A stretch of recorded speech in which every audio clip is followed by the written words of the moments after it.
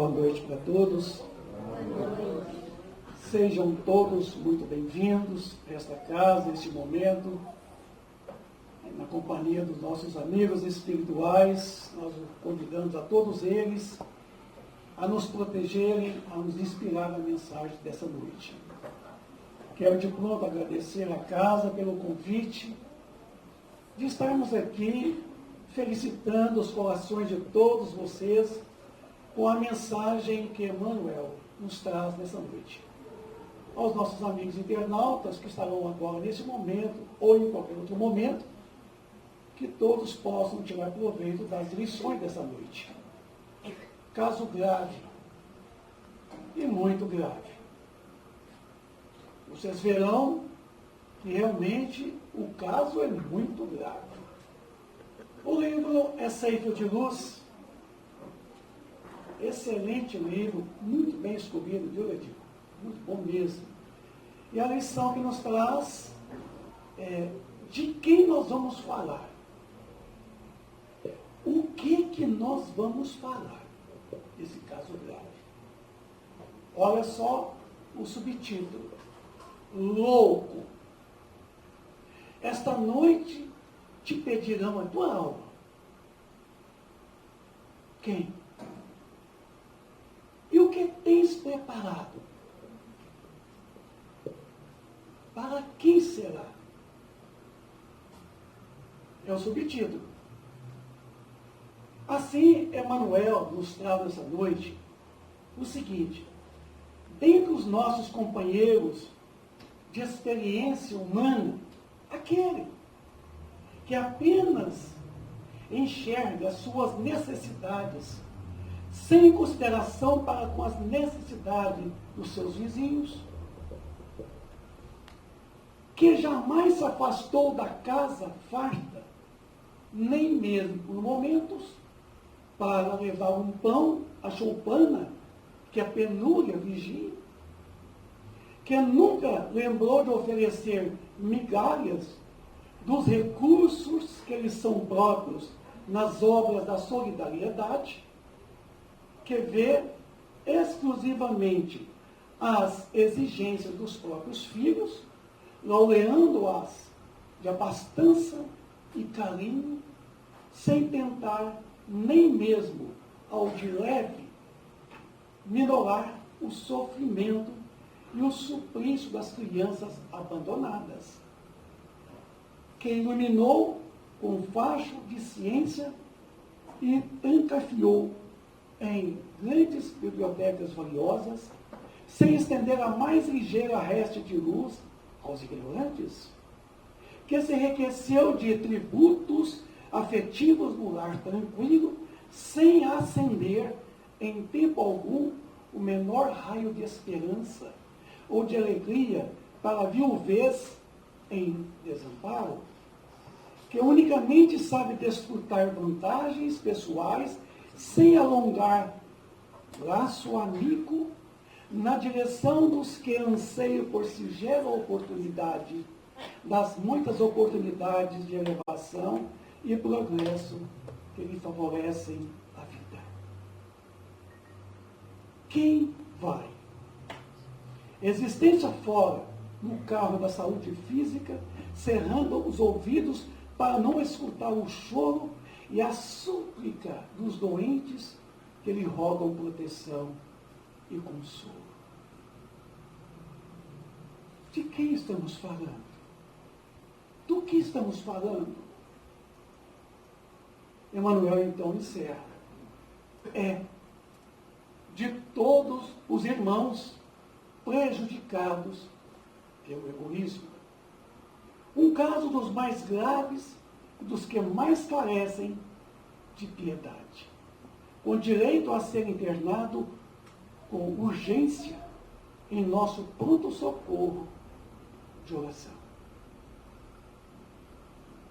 De quem estamos falando? De nós mesmos.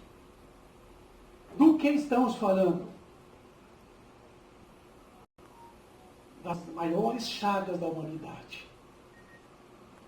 Uma das maiores feridas que nós trazemos em nós. O egoísmo. filho predileto do orgulho. É ele. É ele que tem trazido essa grande diferenciação entre as pessoas. É o egoísmo que tem trazido tantas guerras, tantas violências pelas nossas ruas, nas nossas pequenas e grandes cidades.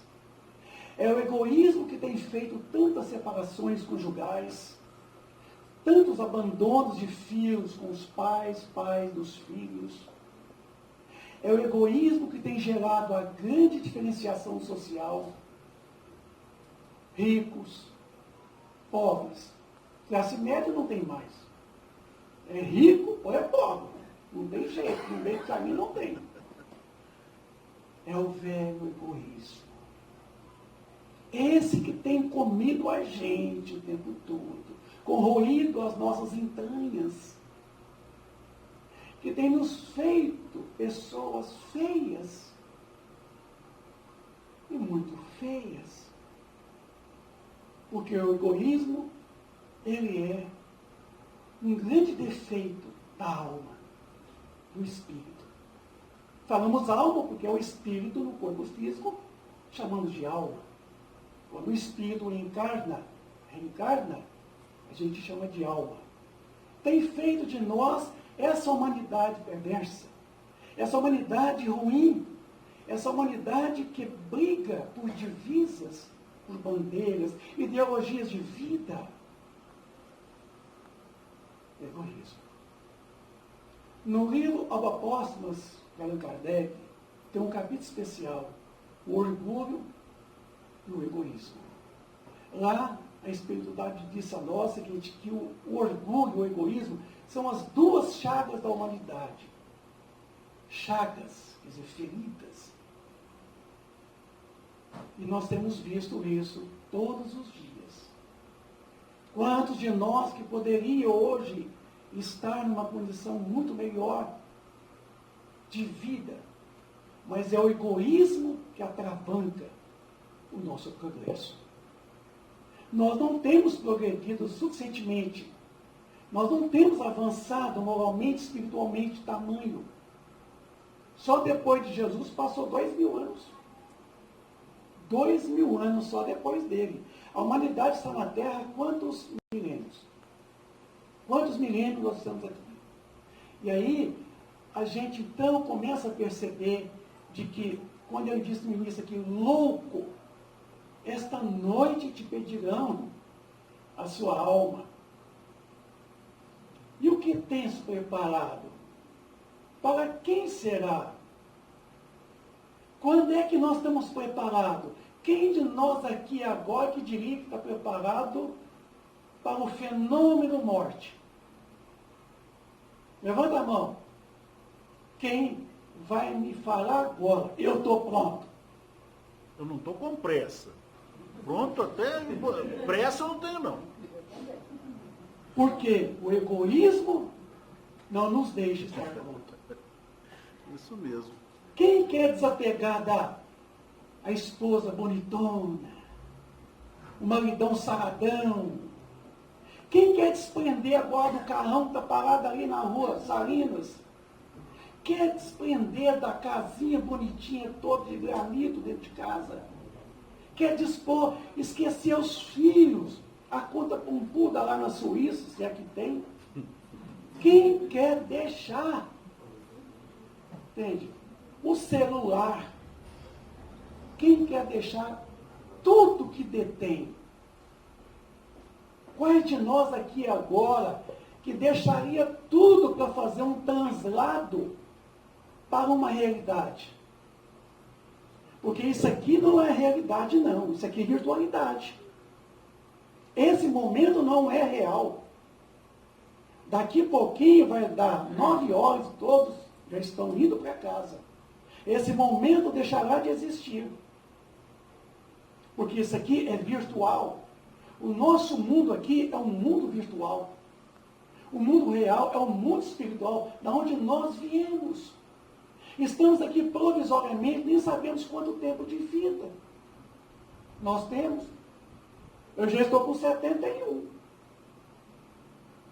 Eu não sei quanto tempo mais vou levar. Agora, me pergunta, Vicente, você está pronto para poder fazer o translado?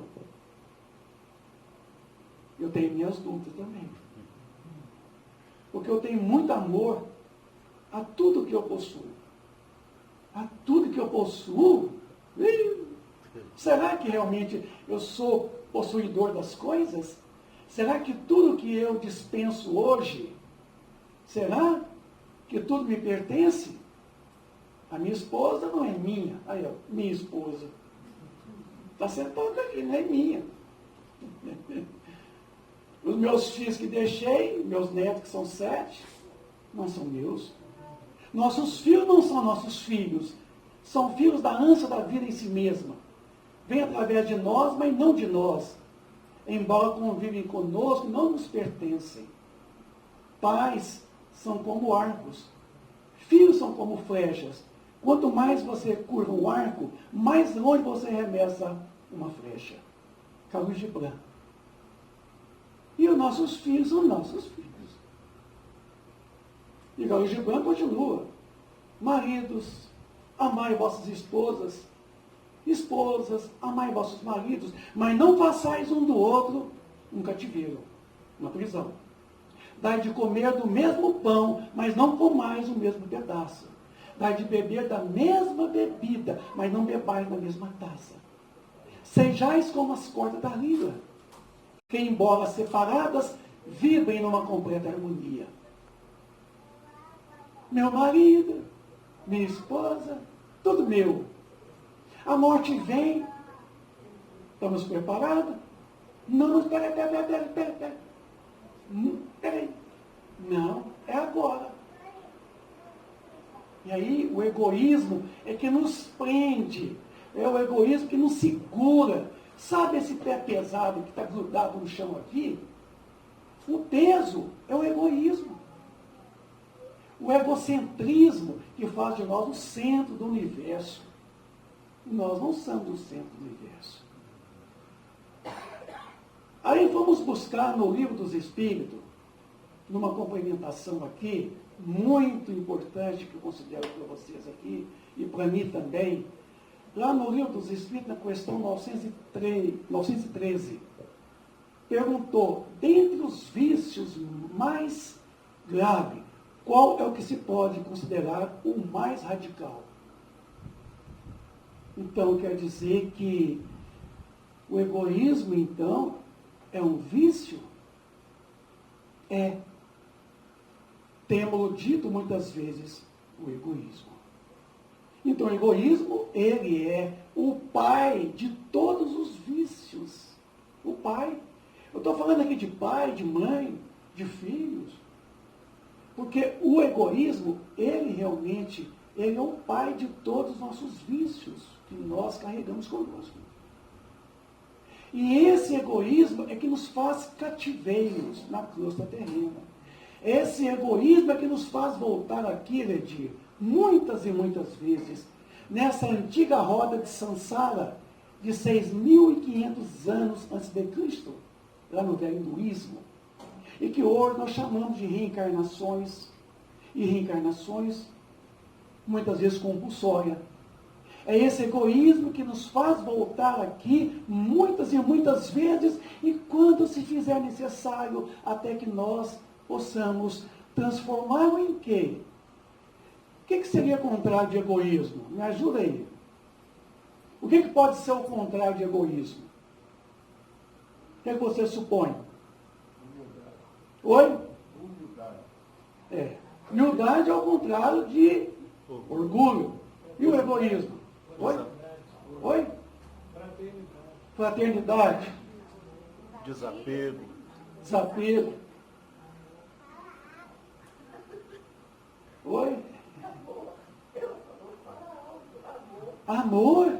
Isso, bem. E o amor? O amor de criança, né, gente? Nos respondendo aqui, com toda a simplicidade e humildade. O contrário de egoísmo é generosidade. Nós somos pessoas generosas? Ainda há pouco ele falou das migalhas que muitas vezes caem da nossa mesa e que daria para alimentar o outro. E, no entanto, nós não dividimos com o outro nem sequer as nossas migalhas que caem da nossa mesa. E aí, a generosidade é a contrapartida. E quando é que nós teremos a generosidade? Então, a generosidade nos leva à chamada beneficência e à benevolência. Benevolência, coisa que nós, na verdade, nem temos. Daí deriva todo o mal. O egoísmo, dele deriva todo o mal. Estudai todos os vícios e vereis que no fundo de todos há egoísmo. Exemplo. Vamos dar um exemplo hoje que é muito comum, alguns vícios do nosso dia a dia. O vício do tabaco, o vício da bebida, o vício da drogadição, do excesso de alimentação. São vícios que nos mantêm muito presos à crosta terrena. Porque todo vício está sustentado pelo princípio do materialismo. E é o materialismo que é a causa das violências. A violência doméstica, a violência urbana, está oriunda de quê? Do materialismo exacerbado. Então, o egoísmo, ele é nascedouro desse materialismo. É o nosso apego à matéria, que nós achamos que nós vivemos para comer, nós vivemos para beber, nós vivemos para poder fazer sexo, nós vivemos para poder passear, divertir, fazer tudo.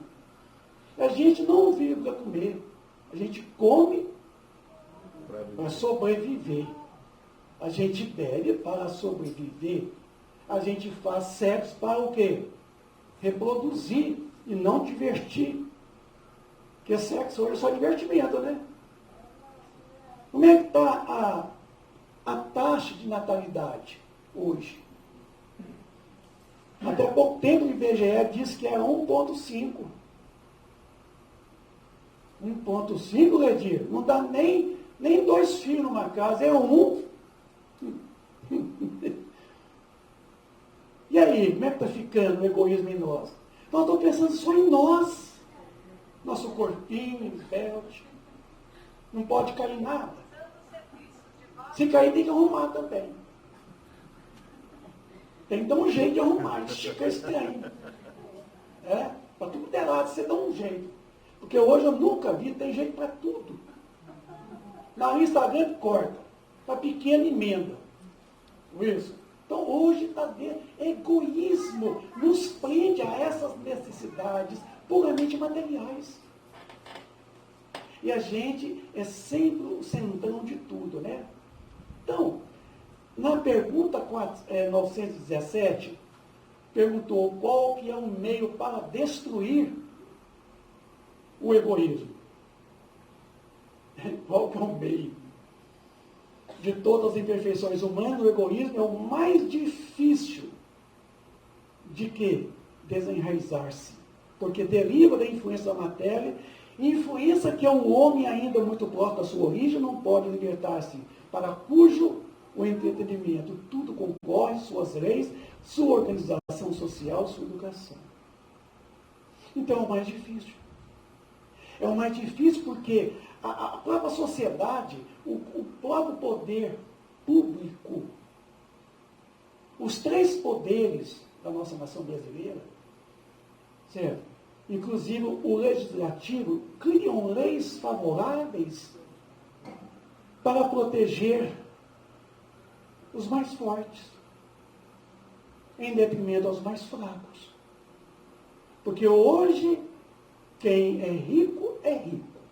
Quem é pobre vai ter que tentar ser pobre. Porque pobre para ficar rico está difícil. Agora, rico para ficar pobre está mais difícil ainda, porque não fica. Porque as leis hoje são leis baseadas no princípio do materialismo exacerbado. São leis que protegem muito mais aqueles detentores do poder. Porque no livro Apóstolos, foi colocado para nós o seguinte, que Deus criou as leis e criou os homens E deu a todos os homens a força. Mas não é a força muscular, não. Não é a força bruta. É a força moral. Para que os mais fortes protegessem os mais fracos. Porque há homens fracos que devem ser dirigidos. Há homens fracos que devem ser comandados.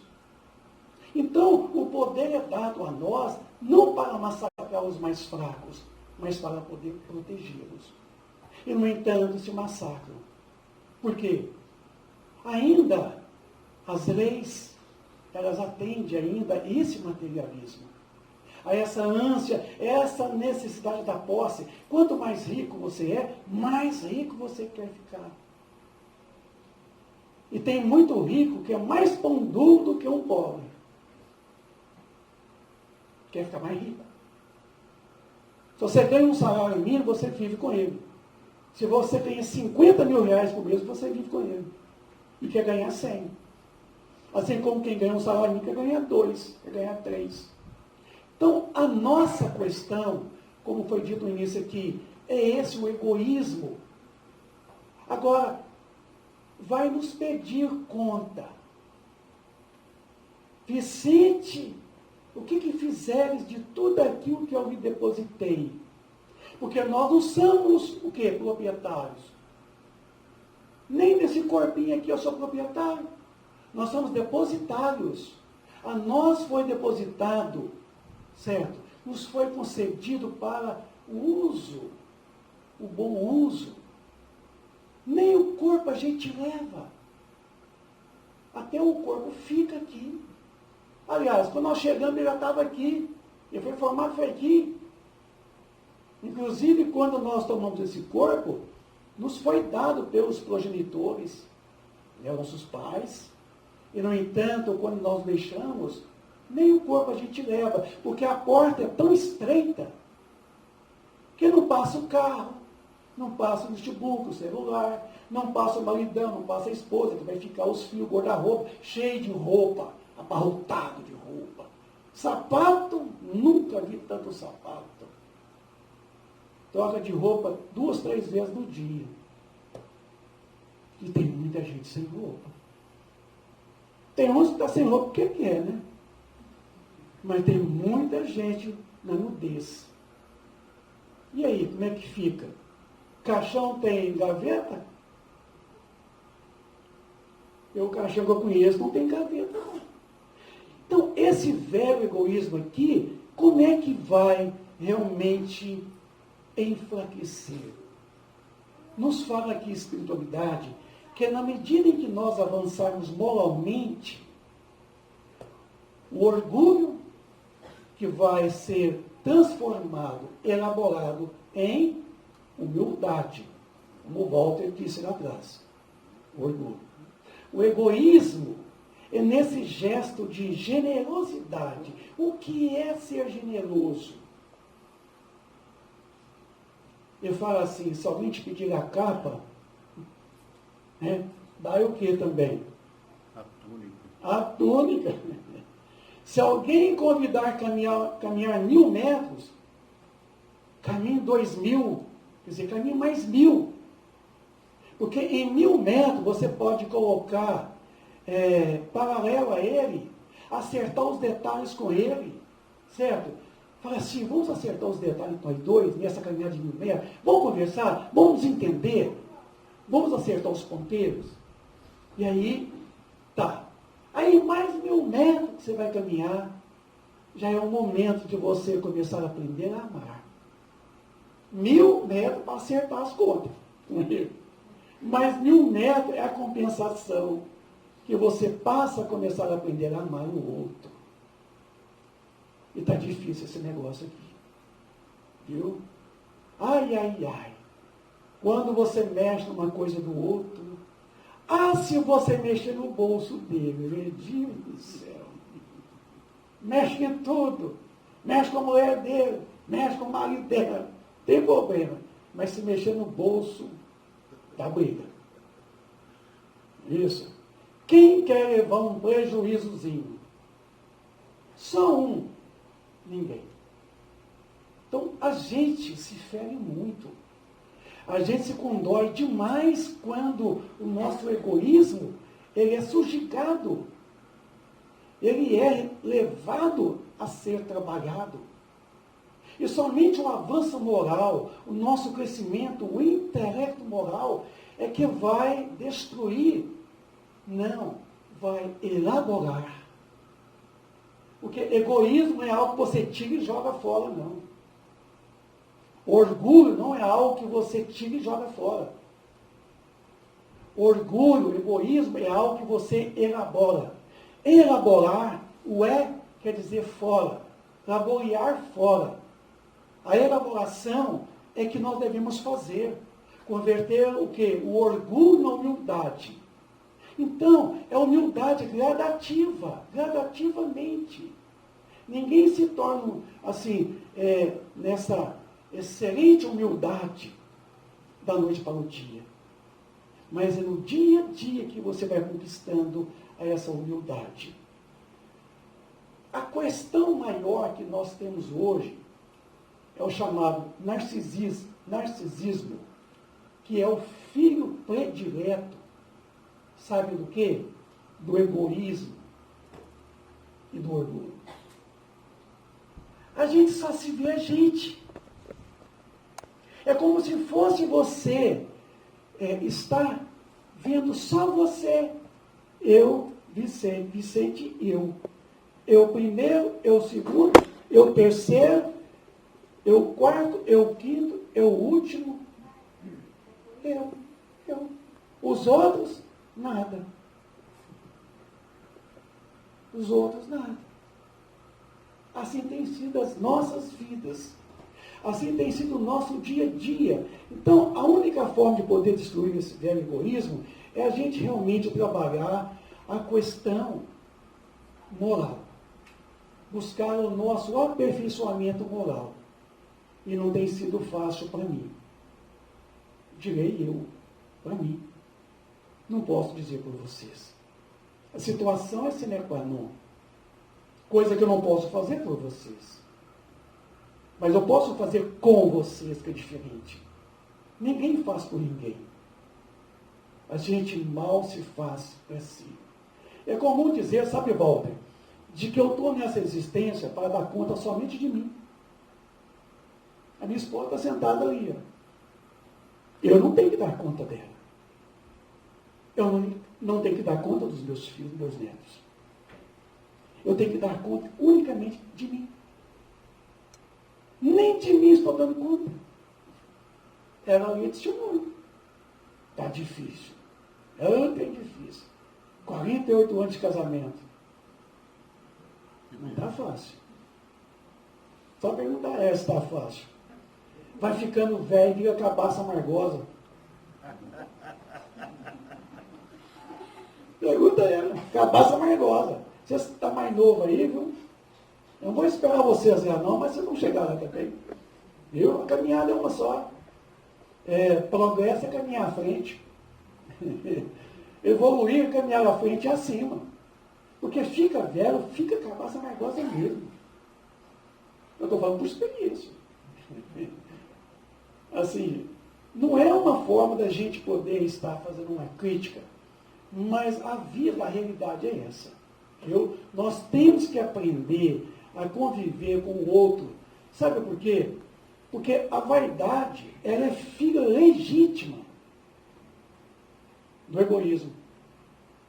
E nós somos pessoas vaidosas. Nós somos pessoas vaidosas. Pois o vaidoso, ele é cego. A gente não enxerga. A vaidade nos cega. O orgulho nos cega. Porque somente vê a si próprio. E hoje nós temos uma preocupação muito maior em se embelezar. Quer um exemplo? Não eu estou criticando quem faz academia. Certo? Hoje, se tem uma preocupação com o culto do corpo. Cultuar o corpo.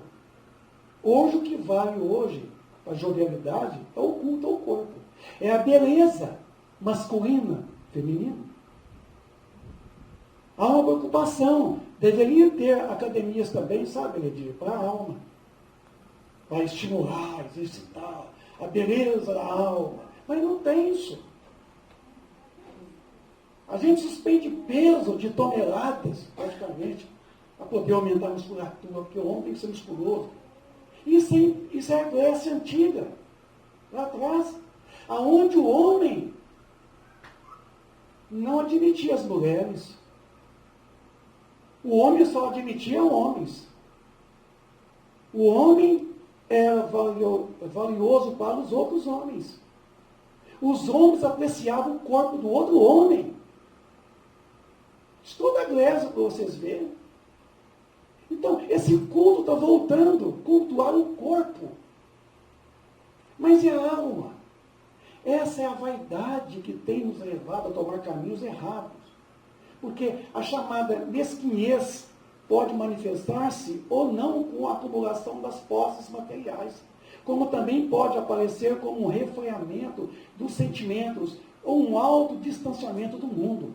Então, a pessoa mesquinha, ela pode estar tentando garantir a sua própria condição financeira, econômica, social, e pode estar também acumulando as posses materiais, mas pode também se distanciando. Eu sempre digo, nós viemos do tempo das cavernas, quando lá nós encarnamos na condição do homem paleolítico, depois o homem neolítico, e lá nós vivíamos num individualismo exacerbado. A mulher tinha que sair para poder caçar, para alimentar os filhos, porque o homem não se dava conta de manter a família. O homem caçava para ele, a mulher tinha que caçar para ela e para os filhos. Então, esse velho individualismo, lá do tempo das cavernas, que depois veio a associação, veio a chamada família, que vem do latim famulus, que é grupo de pessoas, a gente era muito egoísta. E até hoje nós estamos vivenciando, estamos voltando aos tempos da caverna. A mulher vira para ele e fala assim, vamos separar. Não, eu não preciso de você não. Não dou conta de mim. Só porque danado maridão não aprendeu a usar a pasta dental que a mãe dele me ensinou. Ele vai escovar dente, pega a pasta dental, põe na escova, deixa a pasta dental aberta. E ela chega no banheiro, está a pasta dental aberta, mas não é possível, já a atenção dele. O sabonete está no chão, a cueca está do outro lado, a toalha. Vamos separar. Por que, bem? Não, estou cansado. Cansado de quê?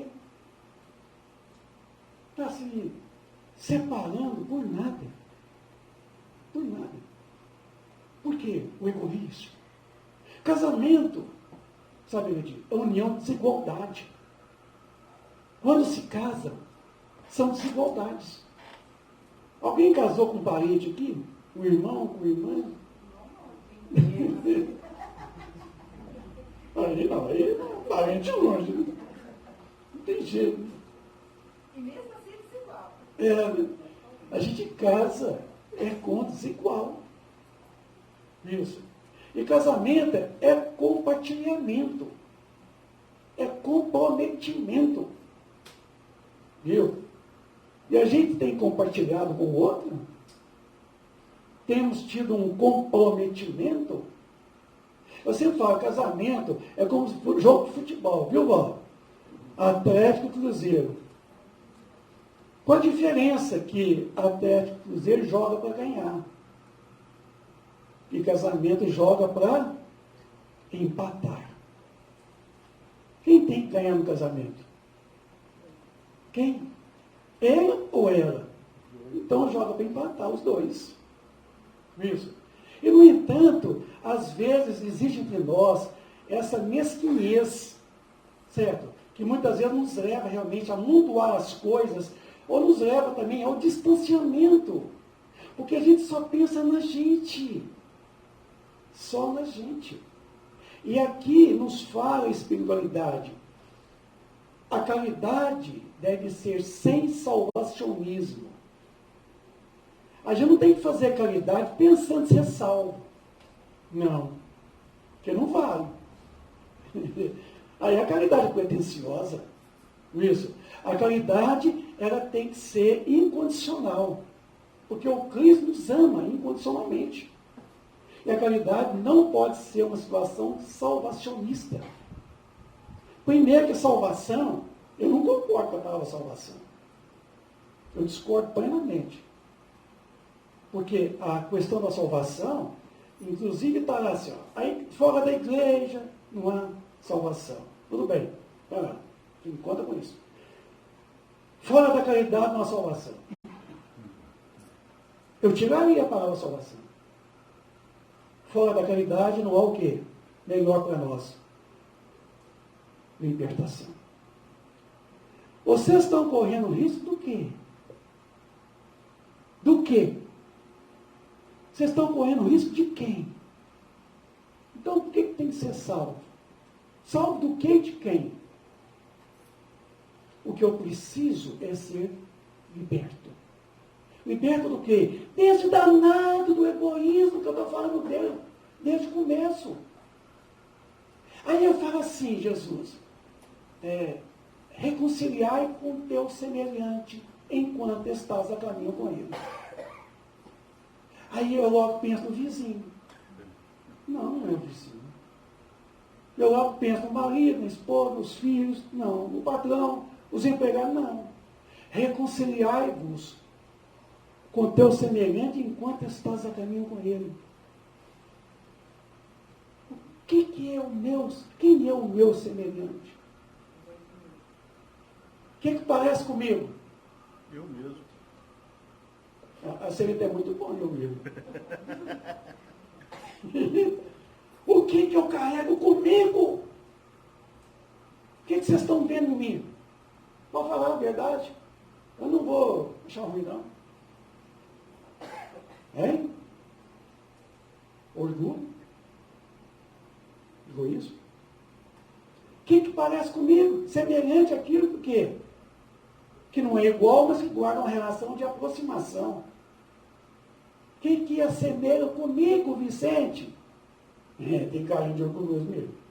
Meio vaidoso. Eu sou até apelidado, né? É o que parece comigo. Aí eu falo assim com o egoísmo, vamos dar um jeito nós dois. Nós não estamos entendendo, não. Você quer me manter preso nesse chão pesado aqui? Eu estou querendo me elevar. Vamos dar um jeito nós dois se entender? Eu falo com orgulho, sou orgulho. Assim, está tão bom nós dois, mas assim, nós dois não está dando certo, não. Eu estou querendo, assim, te elaborar você, transformar você na humildade. O egoísmo. Eu quero ser uma pessoa mais generosa. Aí eu começo a entender com aquilo que eu carrego dentro de mim. Verdadeiros inimigos da minha caminhada evolutiva, que me atravanca nessa terra, é a soberba, é o egoísmo, é a vaidade, é isso que me prende, viu, Val? É que me prende aqui, que me agarra. Eu estou tentando escapar desse negócio, mas está difícil demais, Ledir. Não consigo. E aí vem assim, ó, humildade sem baixa estima. Então, a humildade não quer dizer que eu tenho que pegar a minha estima e deixar ela ir lá nos pés. Absolutamente que não. A nossa autoestima deve ser preservada sim. E isso não é soberba, não é vaidade. Cada um de nós aqui se autoestima sim, gente. Nós temos que buscar a estima sim. Determinação sem atrevimento. Nós temos que ser pessoas determinadas. Devemos saber o que nós queremos. Obediência sem submissão. Obediência é o consentimento da razão. Sem o quê? A submissão. Bondade sem anulação da personalidade. Então, devemos ser, sim, bons aquela persona que nós nos encontramos. Hoje eu estou persona Vicente, mas eu não sou Vicente. Eu sou 3 pessoas. A primeira pessoa que eu sou é a pessoa que vocês acham que eu sou. Que eu não sou, viu, Lélia? Ela que me conhece de bons tempos. A segunda pessoa é a pessoa que eu acho que eu sou, que eu não sou. Duro, né? Eu não sou o que vocês acham que eu sou, eu não sou o que eu acho que eu sou. Então, quem que eu sou então? Eu não sou, eu estou Vicente. Ontem eu era Maria, amanhã você é João, sei lá, ou Maria de novo. Compaixão sem sentimentalismo. Compaixão não tem que você também, aquela melança danada também, não. A compaixão é você ter para com o outro. Sabe, a paixão, você não tem paixão com a esposa, o marido, o namorado? Você não é um velho apaixonado? Assim também é apaixonar com o outro. É você aprender a lidar com a diferença do outro. É chamada alteridade. Segurança sem impulsividade. E termina perseverança sem obstinação. Assim, meus amigos, está entregue. Porque se nós não estamos preparados, quando a morte vier a ceifar as nossas vidas, não tem tempo, não tem desculpa. Tem hora para nascer, tem hora para morrer, na conta de Deus. Por nossa conta, alguém pode ir por conta própria. Mas é melhor ir por conta de Deus mesmo. Completistas. Capítulo 14 do livro Missão da Luz, como André Luiz coloca, que muitos de nós não são completistas. Nós estamos indo fora da hora. Estamos indo embora fora do momento. Na conta de Deus, ninguém vai se não é chegada a hora. Vocês estão vendo aí, a Turquia e a Síria. Já são 11 mil pessoas mortas. Irmãos a quem nós devemos, neste momento agora, do encerramento, mentalizá-los para que nossas tribulações possam chegar até eles. Porque eu jamais gostaria de estar agora numa condição daquela. Então, que as nossas tribulações possam remeter a favor de todos aqueles nossos irmãos que sofrem agora. Sem água, sem comida, sem luz, sem teto, sem roupa, sem hospital, sem médico, sem nada. E frio, 10 graus abaixo de zero. Já pensou nisso? Meus amigos do Ideal Espírita, eu agradeço o convite, nosso amigo Ledir, a dona Hélida também. Agradeço a todos vocês pela a participação dessa noite. Desejo que a paz do Cristo encontre acesso em cada coração presente. Que todos possam sair daqui nesta noite, levando essa mensagem de Emmanuel, o convite à busca da humildade, a busca da generosidade, que são expressadas na caridade. A caridade, ela redunda em fazer ao outro todo o bem que nós gostaríamos que o outro fizesse a nós. Que os bons espíritos protejam e nos amparem. Obrigado.